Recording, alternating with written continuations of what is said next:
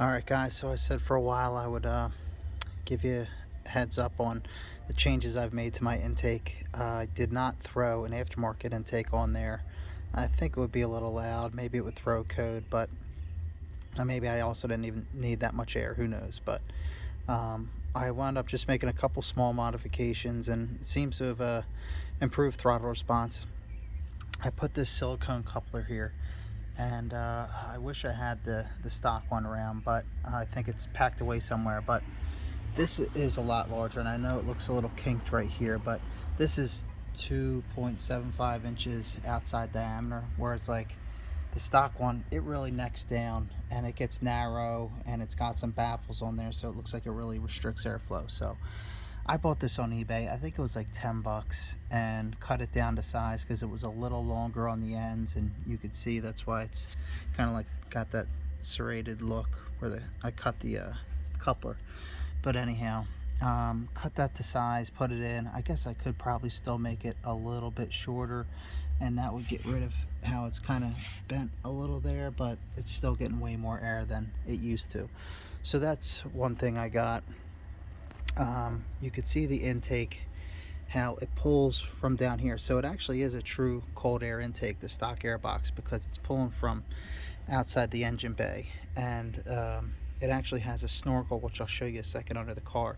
The snorkel goes and pulls air. This is solid right here. You can't see in here. If I put the flash on, I might show you. Yeah, so that's solid there. And it's pulling it from in there. Actually, it's from like under here. So the air gets pulled in here, up through, and it pulls somewhere in here. I had this apart before and I did see where it was, but like it doesn't go straight in. It pulls from like maybe the back side of this or something, so it doesn't just pull like bugs and dirt and stuff like that straight in.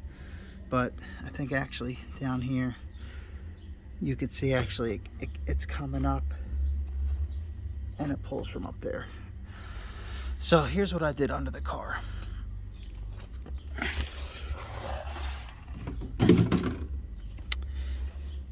Let's see if I could. All right, so that right there that I've cut is the resonator. So that's just making sure that the intake is not too loud. And what I did, some people, they chop that off totally, but I noticed, you see the duct tape there, I put like humongous hole in here to pull more air, but then I noticed it was like too loud when you're on the throttle, and it makes loud ass like exhaust slash suction noise. So it was too loud. You could see that snorkel I was talking about, that's going to the front, pulling from there. So I left that in place. Some people chop this all off and the resonator off, and they just let it pull air straight up. And this is high enough that you're probably not going to get any water pulled up. But that's why I kind of have these holes, and I left the snorkel, because say my wife or me, we do drive through like a puddle and water gets here. I think because I have that snorkel up there, it's going to pull air from where it's easiest to pull, and it would just pull it from up in front in the grill, as opposed to sucking the water straight up like a straw. At least I think so. I'm not an expert on like fluid dynamics, but I think that's what would happen. And then just in case it ever does get wet, I put these holes there to, it kind of could pull air and also let whatever debris or water that gets up there leak on out, because otherwise this area was like accumulating dirt and stuff, because you know, whatever falls into the resonator would just accumulate down there, maybe get sucked back up into the intake. So I put those holes there, and I had a large hole there, and I decreased the size of the hole some with that duct tape, because it was so damn loud. And you could see, you could see the holes up there, and that's where it pulls from. In the top of the resonator, you can only see part of the hole the way I'm holding it, but that's kind of how it goes. So it gets some more air this way.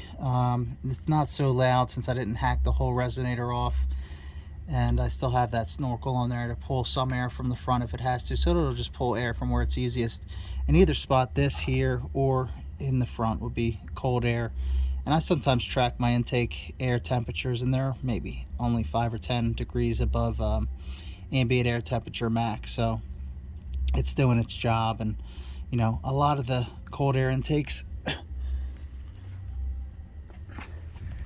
they come to about here, and if they're not specifically piped through there down below outside the engine bay, then they're going to pull hot air, and your car's going to pull timing, and you're going to lose power. So I just didn't want to do that. I didn't think that was a good idea.